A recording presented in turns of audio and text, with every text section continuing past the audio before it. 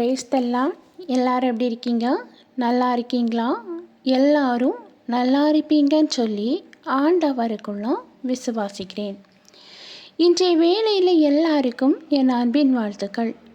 குறிப்பாக பிறந்த நாள், திருமண நாள் காணுகிற ஒவ்வொருவருக்கும் என் அன்பின் வாழ்த்துக்கள். இன்னைக்கு சிந்தித்து தியானிப்பதற்காக எடுத்துக்கொள்ளப்பட்ட வேத வார்த்தை, ஒரு நிமிட ஜெபம் வாழ்வின் மன அமைதியும் அற்புதமும் தரும். பிரியமானவர்களே, வாழ்க்கையில் மன அமைதி வேணும், வாழ்க்கையில் ஒரு அற்புதம் நடக்கணும் அப்படின்னு சொல்லியெல்லாம் விரும்புகிறோம்ல. இப்படி நம்முடைய வாழ்க்கையில் மன அமைதியும் அற்புதமும் பெறணும் அப்படின்னா ஆண்டவர் சமூகத்தில் நம்ம ஜெபிக்கிறவங்களா இருக்கணும். வாழ்க்கையில் சமாதானம் இல்லை, சந்தோஷம் இல்லை. வெளியில் பார்க்குறதுக்கு நான் சிரிச்சிட்டு தான் இருக்கிறேன், ஆனால் உள்ளுக்குள்ளே அழுதுட்ருக்கிறேன் அப்படின்னு உங்கள் மனசில் உள்ள கவலைகள் எவ்வளவோ இருக்குங்க.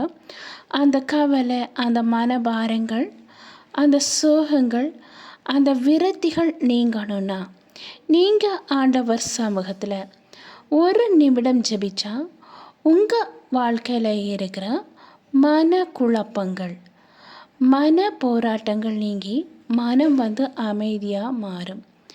நம்ம வாழ்க்கையில் ஒரு கஷ்டம், மனசில் ஏதோ ஒரு கவலை வந்துடுச்சுன்னா நம்ம மன ஆறுதலுக்காக மனிதனை தேடி அலைவதுண்டு.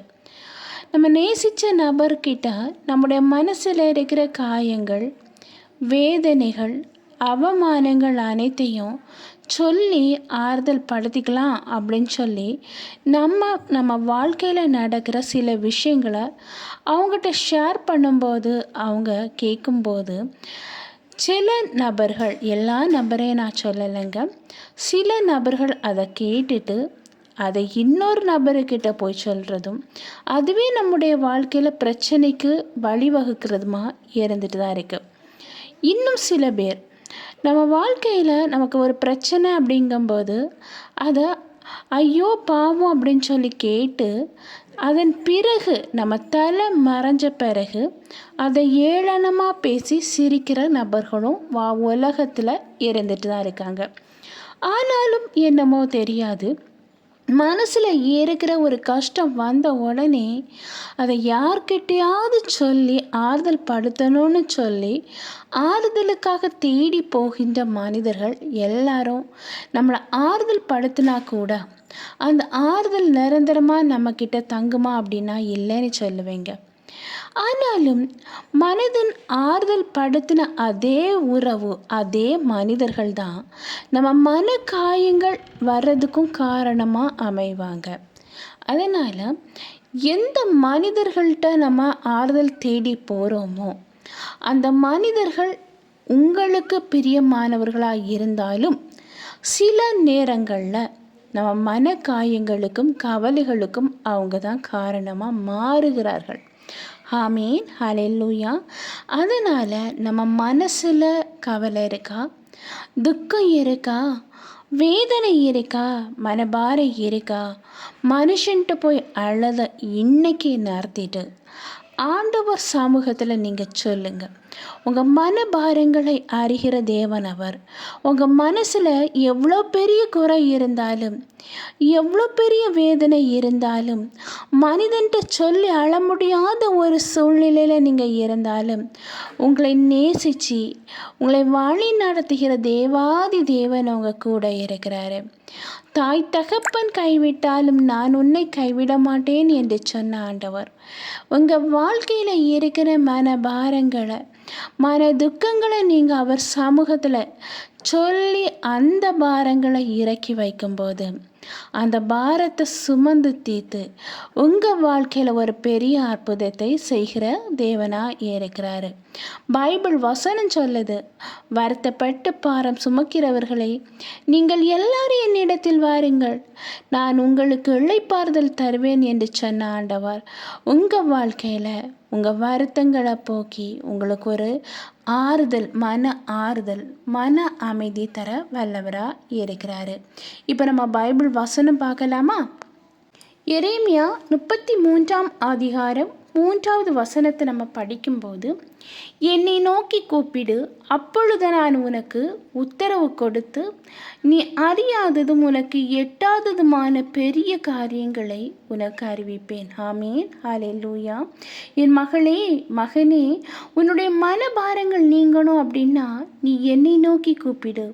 நீ என்னை நோக்கி கூப்பிடும்போது நான் உனக்கு உத்தரவு கொடுத்து, நீ அறியாததும் உனக்கு எட்டாததுமான பெரிய காரியங்களை உனக்கு அறிவிப்பேன். வாழ்க்கையில் இருக்கிற பிரச்சனையா, வேதனையா, துன்பமா, துயரமா, ஆண்டவர் இன்னைக்கு உங்களை பார்த்து சொல்கிறாரு, என் பிரியமான மகளே, என்னை நோக்கி கூப்பிடு, நான் உனக்கு அற்புதம் செய்வேன், உன்னுடைய வாழ்க்கையில் நான் மன அமைதி தருவேன் அப்படின்னு சொல்கிறாரு.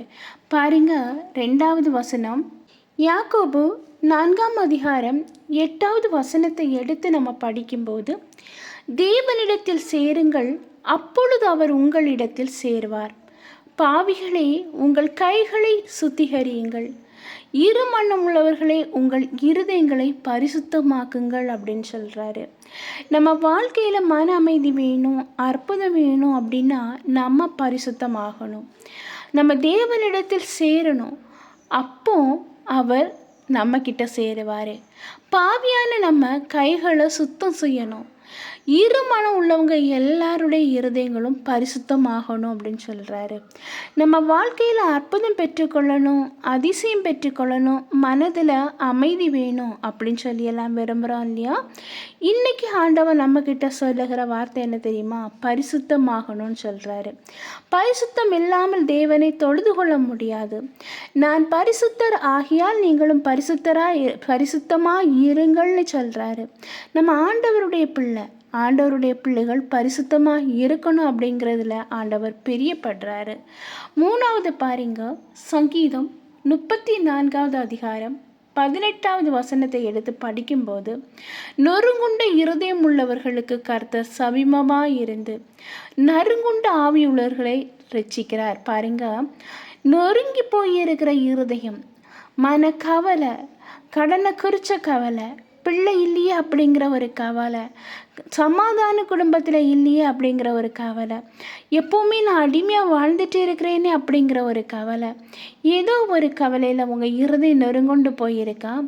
உங்கள் இருதயம் நொறுங்குண்டதுனால கர்த்தர் உங்கள் அருகில் இருக்கிறாரு. நறுங்குண்டுள்ள உங்கள் ஆவியை ஆண்டவர் ரட்சிக்கிறாரு. ஆண்டவர் உங்களை நேசிக்கிறாருங்க. மனிதன் உங்களை நேசிக்கலைனால என்னங்க, ஆண்டவர் உங்களை நேசிக்கிறாரு. உங்கள் வாழ்க்கையில் நீங்கள் ஒரு நிமிடம் ஆண்டவர் சமூகத்தில் அப்பான்னு சொல்லி கண்ணீரோடு ஜபிக்கும்போது உங்கள் வருத்தங்களை அவர் சுமந்து, உங்கள் பாரங்களை அவர் சுமந்து உங்கள் வாழ்க்கையில் ஒரு பெரிய அற்புதத்தை செய்கிற தேவனாக இருக்கிறாரு. நீங்கள் ஒரு நிமிட ஜபம் உங்கள் வாழ்க்கையில் அற்புதம் செய்யுங்கிற ஒரு விசுவாசத்தோடு ஜெபிச்சு பாருங்க. உங்கள் வாழ்க்கையில் ஆண்டவர் அற்புதம் செய்து உங்களை வழி நடத்துவார். இப்போ ஒரு சின்ன ப்ரேயர் பண்ணலாமா? அன்பின் பரலோக தந்தையே, அப்பா, இந்த அருமையான வேளையில் ஆண்டவரே, கண்ணீரோடு ஜெபிக்கிற ஒவ்வொருவரையும் கண்ணோக்கி பாருங்கப்பா. வாழ்க்கையில் மன நிம்மதி வேணும், மன ஆறுதல் வேணும் அப்படின்னு சொல்லி அப்பா வெளியில் சிரிச்சிட்டு உள்ளுக்குள் அழுது புலம்பி இருக்கிற ஒவ்வொருவருடைய வாழ்க்கையில் ஆண்டவரே, மன அமைதியை கொடுக்க வேண்டும் என்று ஜெபிக்கிறப்பா. மன ஆறுதலை கொடுக்க வேண்டும் என்று ஜெபிக்கிறப்பா. எந்த காரணத்தில் மன அமைதி இல்லாமல் இருக்கிறாங்களோ அந்த காரணத்தை அப்பா நீங்கள் அற்புதமாக மாற்ற வேண்டும் என்று ஜெபிக்கிறேன். அதிசயம் செய்ய வேண்டும் என்று ஜெபிக்கிறேன். ஒவ்வொருவருடைய வாழ்க்கையிலும் நீங்கள் அற்புதம் செய்வதற்காக நன்றி ஆண்டவரே. அதிசயம் செய்வதற்காக நன்றி. ஒவ்வொருவரையும் தாழ்த்தி உம்முடைய கரத்தில் ஒப்படைக்கிறேன். நீங்கள் பொறுப்படுத்தி வழி நடத்தி செல்லுங்க. மீட்பார் இயேசுவின் மூலம் ஜெபம் கேளும் அன்பு நிறைந்த பரம தந்தையே. ஆமேன், ஆமேன்.